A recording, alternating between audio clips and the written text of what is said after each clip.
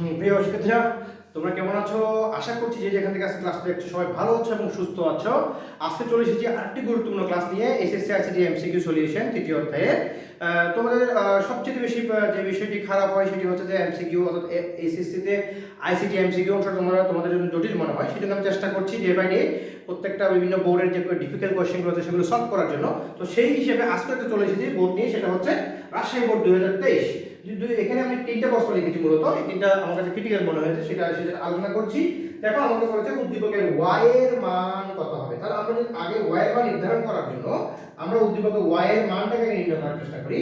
দেখো y সমান সমান, দেখো এটা p নট আর এটা হচ্ছে q নট, দুই নম্বরটা হচ্ছে q নট, এবং ওরা দুজনকে তিন নম্বর গেটে যোগ করেছে। আমরা দেখছি কি বাঁকানো আছে এবং বাইরেটা নট আছে, সেটা নট দিয়ে দিলাম। এরপর আমরা এখানে শুধু p এবং q, এরা তো একেবারে সরাসরি যোগাকার আছে, p প্লাস q, বাট ওদেরও বের হওয়ার সময় দেখো একটা নট আছে, এটা একটা নট দিলাম, এবং সর্বোপরি দুজন যোগাকার আছে, দুজনকে যোগ করলাম 5 নম্বর গেটের মাধ্যমে, এবং লাস্টে একটা নট দিলাম। এবার আমরা যেটা করব, এটার মানটা নির্ণয় করার চেষ্টা করব। মানটা নির্ণয় করলে আমার হবে কি, p not plus q not double not হয়ে যাবে into p plus q not double not. আমরা কেন করছি সেটা আমরা জানি, ডি মর্গান উপপাদ্য অনুসারে যদি যোগ থাকে সেটা কি হয়ে যায়, গুণ হয়ে যায়, a not plus b not হয়ে যায়। তাহলে এখানে আমরা এটা পুরোটাকে a ধরছি, এটা পুরোটাকে b ধরেছি। এবার দেখো আমরা কি জানি, দুটো নট থাকলে একটা সিঙ্গেল হয়ে যায়, অর্থাৎ p not plus q not into p plus q। আমরা এবার এটাকে গুণ করব। আমরা কেন লিখলাম এটা, আমরা জানি a ডাবল নট সমান সমান a। আচ্ছা, আমরা এটা লিখে দিলাম। এবার আমরা গুণ করব। গুণ করলে আমরা হয়ে যাবে কি, p into p not plus p into q not plus এটা হচ্ছে p not q plus q into q not, এবং আমরা সবাই জানি p ইনটু p সমান সমান 0 plus p q not plus p not q 0। আমার থাকতেছে কি আর p প্লাস দুঃখিত p q not plus p not q।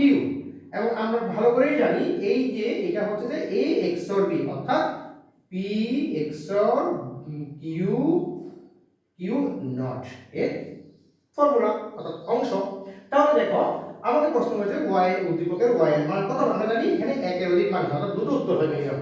তাহলে সেই দুটো উত্তরের মধ্যে আমরা একটা পাচ্ছি কি, p নট q নট পেয়ে গেলাম, p নট q। আমরা এটাকে যদি সাজিয়ে লিখতে পারি, p not q plus p q not, তো বোঝার সুবিধার জন্য লিখলাম। আবার দেন এটা মানে হচ্ছে কি, a XOR b, অর্থাৎ p XOR q নট। আমরা বলতে পারি আমার উত্তর হচ্ছে যে 2 নম্বর এবং 3 নম্বর, অর্থাৎ উত্তর হচ্ছে কত, 2 এবং 3। আমার উত্তরটি হচ্ছে 2 এবং 3, 2 এবং 3। এখানে কত আছে উত্তরটি, আমার উত্তর দেওয়া আছে কত, 1 ও 2, দুঃখিত 1 ও 2। p q, দুঃখিত এটা নট হবে না, p XOR q, অর্থাৎ a এবং 2, 1 এবং 2, এটা হবে না, এটা যে x নট এর সূত্র। তো দেখো কত সহজে আমরা সমাধান করে ফেলতে পারলাম, অর্থাৎ y এর মানটি আমরা p XOR q একবার হবে আর p নট q এক হবে। এটা আমরা এক নম্বর সমাধান করে ফেললাম। দেখো এরপর কোশ্চেন আমাদের একটু ডিফিকাল্ট, আমরা এটা রিভাইজ করছি। 2 নম্বর কোশ্চেন যেটি আছে আমাদের, 2 নম্বর কোশ্চেন আমাকে বলেছে যে উদ্দীপকের বর্তনীটির আউটপুট y সমান 0 হবে কখন বা যখন 3 নং গেটের মানের পরিবর্তে NAND গেট হয়ে যাবে। অর্থাৎ 3 নং গেট কোনটা, আমার এই যে 3, অর্থাৎ এই দুটো কি পরিবর্তন হবে, গেটের পরিবর্তে 3 নং গেটের পরিবর্তে NAND গেট হয়ে যাবে। অর্থাৎ 3 নং যে গেটটা আছে সেটা কি হবে, NAND হয়ে যাবে, অর্থাৎ এটা এখন প্লাস ছিল, এটা গুণ হয়ে যাবে। তাহলে সেই হিসেবে যদি আমরা ধরি, তখন আমার y এর মানটা কত আছে দেখো তো, একেবারে p নট এবং q নট, এবং এটা ইনটু হবে এখন কেন, আমরা বলেছি এটা নট গেট হয়ে যাবে, এটা কি হয়ে যাবে, NAND গেট হয়ে যাবে, এটা NAND গেট হয়ে যাবে। অর্থাৎ NAND গেট মানে আমরা কি জানি, এন্ড এবং নট, নট দেওয়া আছে, এটা এখন সোজা হয়ে যাবে। তো সেজন্য আমরা এটা নট দিলাম এবং উপরে গোল চিহ্ন দিলাম। বাকিগুলো ঠিক থাকবে, ঠিক থাকলে আমার এটা প্লাস হয়ে গেল, এটা হয়ে যাবে p প্লাস q নট, আবার উপরে একটা ডাবল নট, ফুল নট থাকবে, আমাদের ফুল নট দিয়ে দিলাম আমরা। তাহলে দেখো পরিবর্তন কত হয়েছিল, আগেটা ছিল এখানে p not plus q not, এখন হয়ে যাচ্ছে p not into q not. কেন হচ্ছে, ওরা বলেছে এটা পরিবর্তন যদি হয় 3 নং গেটের পরিবর্তে NAND গেট হয়ে হবে।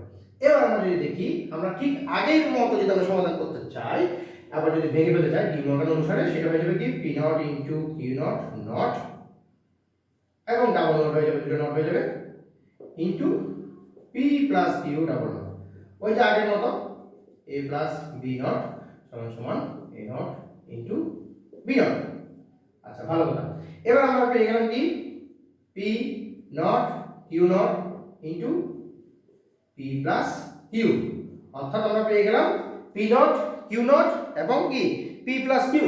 এবার আমরা যদি একটা কাজ করি সেটা হচ্ছে কি এই পি দ্বারা যদি এই পুরোংশকে গুণ করি, অর্থাৎ এটা দ্বারা এটাকে আমরা গুণ করি, আমার দাঁড়াচ্ছে কত P not into P into Q not. অর্থাৎ আমরা তোমাদের বোঝার জন্য আলাদা করলাম যদি এই দুটো একসাথে আছে, হ্যাঁ, প্লাস এবার যদি এটাকে গুণ করি আবার গুণ করলে P not into Q not into Q. তাহলে আমরা একটু আগে বলেছিলাম সেটা কি পি ইন্টু পি নট সমান জিরো, অর্থাৎ জিরোর সাথে যদি আমরা কিউ নটকে গুণ করি জিরোই হবে। এখানেও zero into P not into zero into zero, এখানে হচ্ছে কি জিরো ইন্টু কিউ নট আর এটা হচ্ছে পি নট ইন্টু জিরো, অর্থাৎ ওভারঅল জিরোই হবে। এবং আমাদের এটাই দরকার, কেন দরকার? ওরা আমাদের বলছে ওয়াই সমান সমান জিরো হবে, তার মানে বাকি চিন্তা হবে না। আমি যদি উত্তরটা প্রথমেই পেয়ে গেছি আমরা ধরে নিতে পারি এটা হচ্ছে আমার উত্তর, আর আগে ছিল 1 এবং 2 উত্তর। আচ্ছা, তাহলে এটা আমরা বুঝতে পেরেছো খুব সহজেই। এবার দেখো জাস্ট আবার একটু করে রিমাইন্ড করছি, যারা যারা বোঝেনি তাদের জন্য ওরা বলেছে এই জায়গাটাতে 3 নম্বর গেটটাতে কি হবে নেগেটিভ। আমরা নেগেটিভ মানে কি এটা তো নট গেট, যোগ এবং গুণ নট আছে এবং এটা হলো নেগেটিভ। এবার লাস্ট কোশ্চেনটা অনেক ইজি, তোমরা সবাই পারো, তারপর আরেকটু তোমাদের ক্লিয়ার করে দিচ্ছি। সেটি হচ্ছে 25 এর পরিপূরক। আমরা জানি পরিপূরক করতে গেলে আগে আমাকে কি করতে হবে 25 এর বাইরে নিতে হবে, যারা বাইরে করতে পারো তারা শিখে নিতে পারো। আমার এখানে 12 বার গেল, 1 বাকি থাকে, 2 6 বার গেল, যে কোনো কিছু বাকি থাকে না, 2 দিলাম 3 দুগুণে 6, তাও বাকি নেই, কোনো ভাগশেষ নেই, 2 একবার দিলাম, ভাগশেষ বাকি আছে 1, ভাগ যায় না, এটা 0 এটা 1। তাহলে আমরা নিচ থেকে উপরে লিখি, অর্থাৎ আমার 25 10 এর যে মানে এই সংখ্যা সেটা হচ্ছে 1 2 3 4 5, পাঁচটা। তাহলে আমরা জানি কি পরিপূরক করলে কবে করতে হবে 8 বিট অথবা 16 বিট। আমরা যদি 8 বিট করি তাহলে আমাকে এখানে চারটা শূন্য 1 2 3 4 5টা তিনটে শূন্য বসাতে হবে, 1 2 3 আর এবং আমার রেজাল্ট আমার যে উত্তর সেটা লিখতে হবে সেটা হচ্ছে 1 1 0 0 1, অর্থাৎ 1 0 1। আমরা জানি কি এটার একের পরিপূরক অর্থাৎ এত এর একের পরিপূরক মানে হচ্ছে কি আমরা যদি কি করি শূন্যগুলোকে 1 করে ফেলি, একগুলোকে শূন্য করে তাহলে কি হয়ে যায় একের পরিপূরক হয়ে যায়। তাহলে তিনটা শূন্য তিনটা 1 হয়ে যাবে, দুটো 1 দুটো শূন্য হয়ে যাবে, দুটো শূন্য দুটো 1 হয়ে যাবে এবং এই একটা শূন্য হয়ে যাবে। আমরা কি দেখতে পাচ্ছি তিনটা 1 দুটো শূন্য 1 1 শূন্য। কোথায় আছে আমাদের তিনটা 1? আমরা কোথায় আমাদের কি মিস্টেক হলো?